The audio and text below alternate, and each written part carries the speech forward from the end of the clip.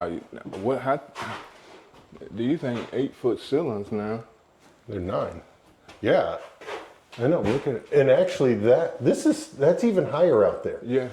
Because this comes up to here, and this. He took a foot away. In here for some reason. So are these? Yeah, is this a 10-foot ceiling out here? Yeah, I was thinking. All your heat escapes when you got that high of a ceiling. And that's why you were showing me that vent on the top, or that Yes. thing All on the top heat of the goes door? up. You open it up there, it escapes. Yeah. Let's show it the front door.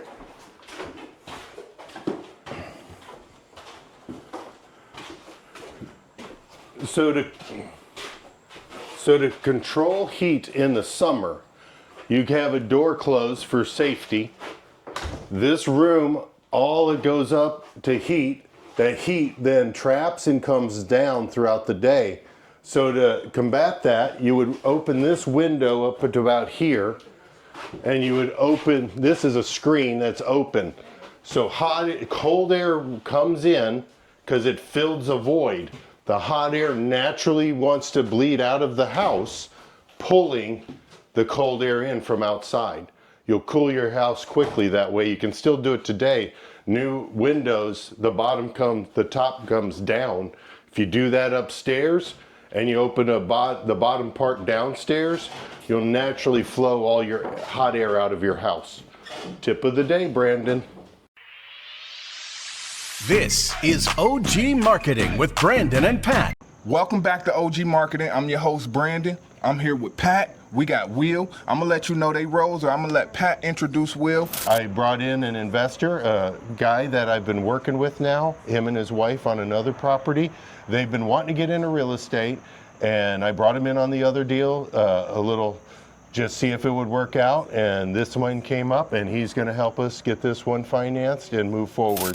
But we're back at a property that I found on Craigslist. I'm excited about this journey, and I'm looking forward to seeing what the opportunity that we have here. So y'all stick around. We got it under contract. Today we're going to show it to Will for the first time. Will, what do you think? I think it's awesome, man. Awesome. Do we need a win? Oh, we need a win. Let's go. You guys want to see this house? So here's the kitchen. It's got this beautiful old design. It's a square, basically, with a huge roof that goes out over the old back front porch. It's just a beautiful garden house. The landscaping, once it's all cut back, will be amazing. The kitchen, good enough size. We'll have to pick our own layout. I don't see anything roughed in for an island, but we can always run electric to it. Yeah. All the electrics in, everything I can see looks like it's all done to code. High quality craftsmanship on the plumbing, the electric, everything, framing. 2 bedrooms on the main floor. This bathroom is nice.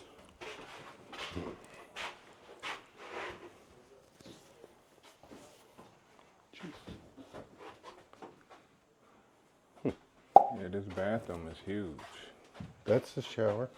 That'll be the vanity.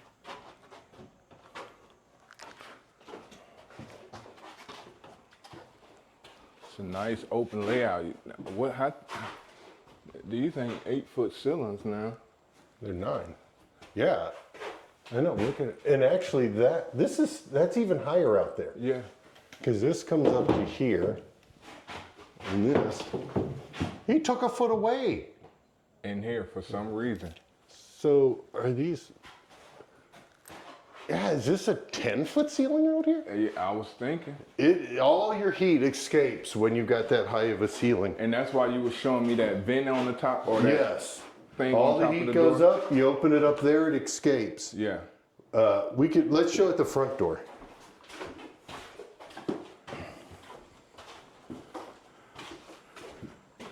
So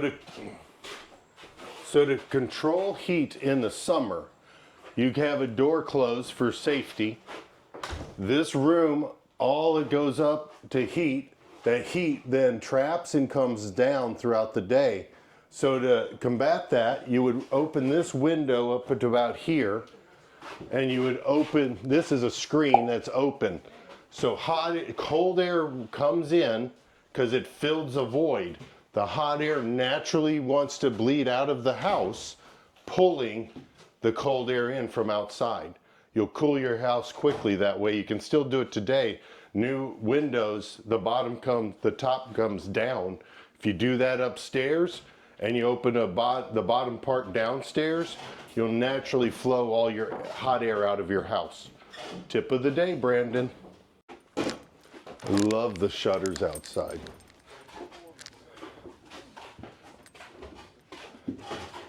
Will, do you feel comfortable enough? It's a little low up here, but not too bad. What are you, 6'4"? So you can get a lot of use out of this attic. You can put a couple kids up here. Yep.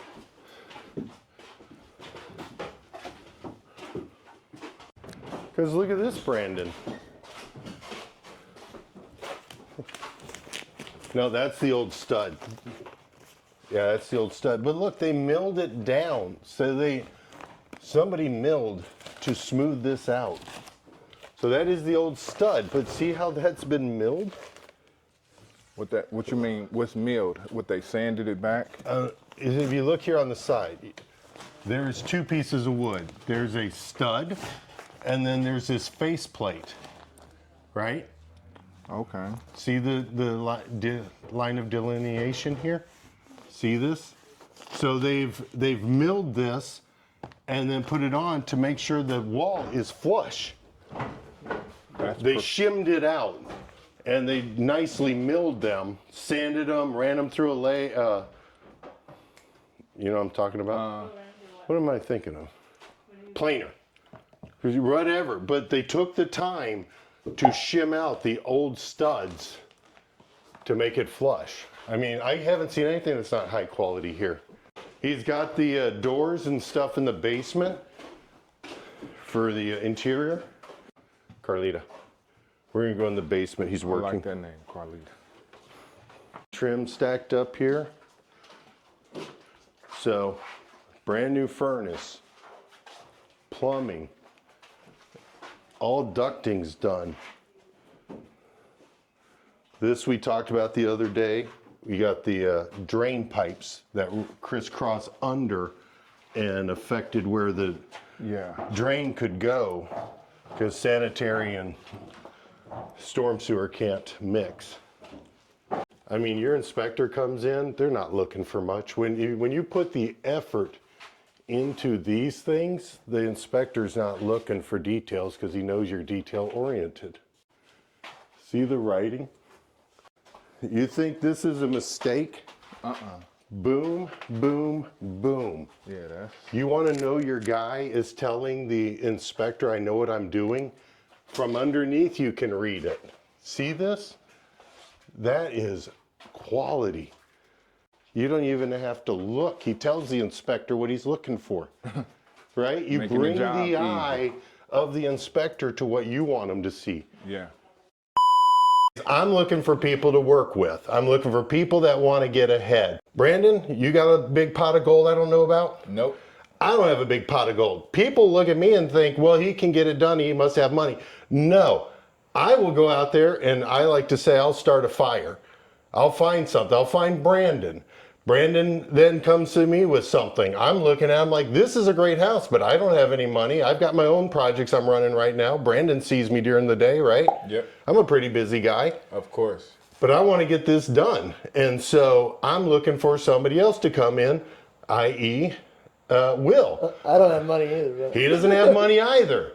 But we all have things we can put together. And if we put a solid deal together, that money always shows up. Correct. I don't know why. But and this is my soapbox of the day. People want to get into real estate. The first thing they ask me is, how did you finance your deal? Where did you get your money? Mm-hmm. Am I wrong? Correct. Yep. Stop thinking you've got to have the money to go buy your own deal. 9 out of 10 people in real estate who get in for their first time don't have a clue what they're doing, myself included. Brandon, how'd your first flip? It was successful for sure. But it wasn't as easy as you thought? Oh no, it wasn't easy, no. There are things you're going to run into. So you got to get out there and learn the industry. The way I approached Will, not that I even intended to approach him, but they kept wanting to get into real estate, and I finally decided the best way that I can think of for somebody who wants to get into real estate with zero experience, no money really to risk, Yeah. right, is go provide a service. Find a meeting like Brandon's. He has a great real estate meeting every Wednesday morning, 9 to 11, the Panera Bread on Reed Hartman in Blue Ash. Correct. Somebody told me about it, can't remember who. It's completely laid back. There are people selling things, but they don't have booths. Yeah. They are allowed to come and sit and talk like everybody else. Nobody pressures. You just get to talk to people that might be trying to help whatever, want to be a painter, Yeah. want to be an investor. Yeah. Already an investor looking for people they want to invest in. And let me add on something to that, because it is a lot of people who come to the meeting after they done made a bad investment, and somehow a company or some program that they join tells them to go find your local RIA, and that's how they, come to my group and meet guys like me and Pat, So my advice, if you really want to get a taste for real estate, find an investor like Brandon, like Will, and say, what do you need done? Do you need a clean out? Do you need a house painted? Something low level that anybody with their kids can get done.